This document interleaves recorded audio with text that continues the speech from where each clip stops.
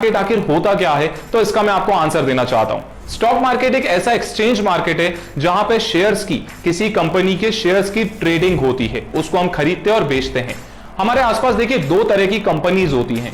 वो दो तरह की कौन सी होती है? पहली होती है प्राइवेट लिमिटेड, यानी कि उस कंपनी में पूरा पैसा किसी प्राइवेट ओनर का लगा हुआ है, और दूसरी होती है पब्लिक लिमिटेड कंपनी, जिसमें पब्लिक का पैसा भी लगा होता है। अब ये पब्लिक उस कंपनी में पैसे कैसे लगाती है? उस कंपनी के शेयर्स खरीद के। अब जिस मीडियम पे या जिस जगह पे इन पब्लिक कंपनीज के शेयर्स की खरीदी और बेची होती है, उसी को हम स्टॉक मार्केट कहते हैं।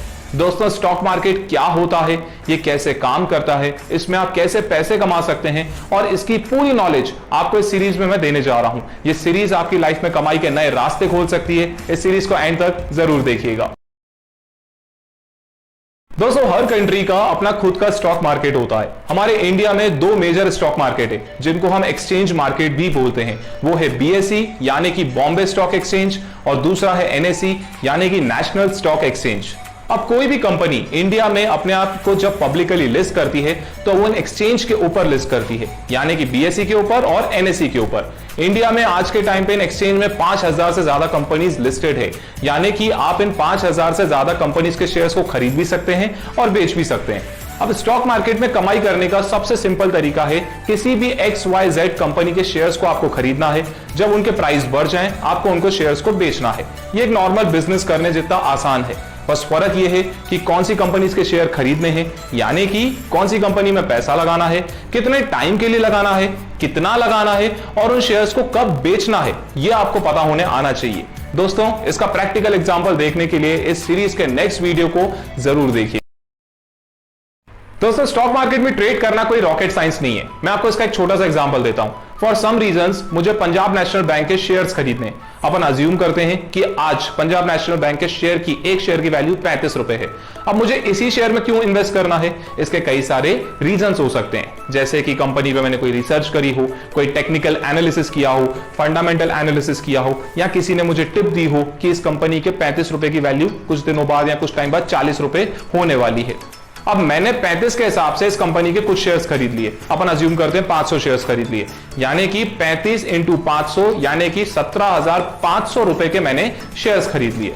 अब उसी दिन या कुछ टाइम बाद अगर इन शेयर्स की वैल्यू बढ़ेगी, तो मेरे इन्वेस्टमेंट की वैल्यू बढ़ेगी, और अगर इसकी वैल्यू घटेगी, तो ऑब्वियसली मेरे इन्वेस्टमेंट की वैल्यू भी घटेगी, और मुझे अपने शेयर को प्रॉफिट में या लॉस में सेल करना होगा। वो सिचुएशन शेयर वैल्यू और मेरे डिसीजन के ऊपर ही डिपेंड करता है।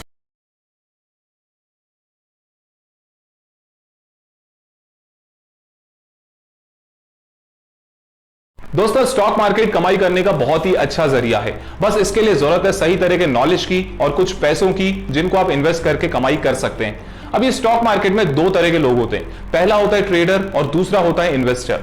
दोनों ट्रेडर और इन्वेस्टर का शेयर्स खरीदने का तरीका और शेयर्स बेचने का तरीका सेम होता है।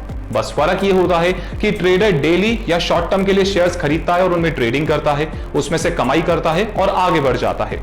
और इन्वेस्टर लॉन्ग टर्म के लिए उसमें इन्वेस्ट करता है, उसमें ट्रेडिंग नहीं करता है। वो लॉन्ग टर्म के लिए शेयर्स को होल्ड करता है और सालों बाद उसको बेचता है। जो ट्रेडर होता है, उसके पास नॉलेज होता है कि डेली या शॉर्ट टर्म में कहां ट्रेड करना है, कौन से स्टॉक्स में पैसा लगा के कमाई कर सकते हैं। वो इन्वेस्टर को नहीं पता होती, वो ट्रेडर को पता होती है। लेकिन इन्वेस्टर के पास बड़ा विजन होता है। वो किसी शेयर में इन्वेस्टमेंट तभी करता है जब उसको पता होता है कि इस शेयर की वैल्यू 1 साल, 2 साल या पर्टिकुलर टाइम बाद बढ़ सकती है। दोस्तों, अगर अपन सिर्फ इंडियन स्टॉक मार्केट की बात करें, तो इसकी वैल्यू 90 लाख करोड़ के आसपास है, जिसमें 5000 से ज्यादा कंपनीज के शेयर्स की डेली ट्रेडिंग होती है।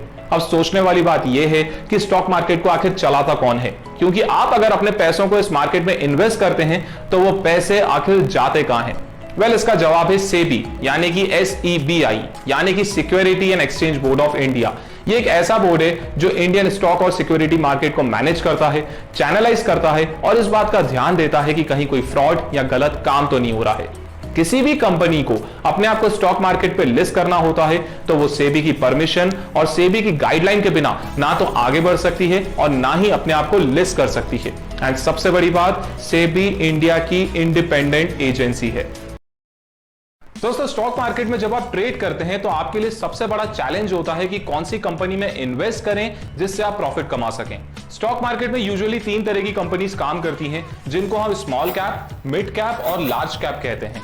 अब ये स्मॉल कैप, मिड कैप और लार्ज कैप में मतलब होता है कैपिटल ऑफ द कंपनी, यानी कि कंपनी की मार्केट वैल्यू क्या है।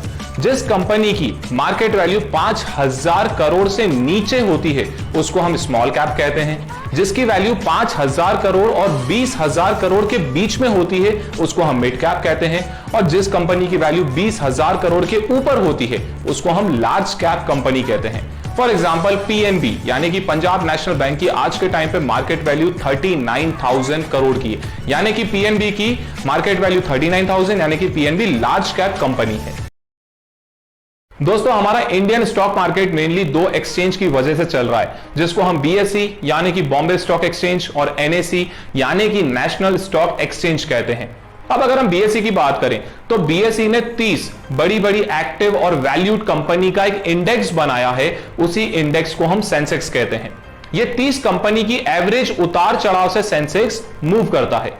सेंसेक्स का मेजर यूज मार्केट की ओवरऑल ग्रोथ को प्रिडिक्ट करना है और मार्केट के अप्स एंड डाउन्स को मैनेज करना है, जिसकी हेल्प से इंडियन स्टॉक मार्केट का इकोसिस्टम मैनेज होता है।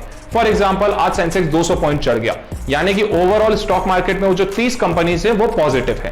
अगर आज आपने सुना कि 400 पॉइंट, 500 पॉइंट, 1000 पॉइंट सेंसेक्स नीचे गिर गया, यानी कि वो 30 कंपनी जो इस इंडेक्स को बना के चल रही हैं वो नीचे जा रही है, इसीलिए सेंसेक्स भी नीचे चला गया। दोस्तों जैसा कि मैंने आपको बताया कि Indian stock market mainly BSE और एनएसई यानी कि नेशनल स्टॉक एक्सचेंज की वजह से चल रहा है। अब सेंसेक्स की ही तरह एनएसई ने भी अपने इंडियन स्टॉक मार्केट की टॉप 50 एक्टिव और वैल्यूड कंपनी का एक इंडेक्स बनाया है, जिसका नाम है निफ्टी 50। जैसे सेंसेक्स के इंडेक्स में 30 कंपनीज आती हैं और उसे बीएसई यानी कि बॉम्बे स्टॉक एक्सचेंज मैनेज करता है, उसी तरह निफ्टी में 50 कंपनी आती हैं और उसे एनएसई यानी कि नेशनल स्टॉक एक्सचेंज मैनेज करता है। दोनों का पर्पस कॉमन है, यानी कि मार्केट की ओवरऑल ग्रोथ को प्रिडिक्ट करना और मार्केट के अप्स एंड डाउन्स को मैनेज करना, जिसकी हेल्प से इंडियन स्टॉक मार्केट का इकोसिस्टम मैनेज होता है। फॉर एग्जांपल आज निफ्टी 200 पॉइंट ऊपर चला गया, यानी कि निफ्टी के अंदर जो 50 कंपनी है उनकी ओवरऑल ग्रोथ अच्छी जा रही है।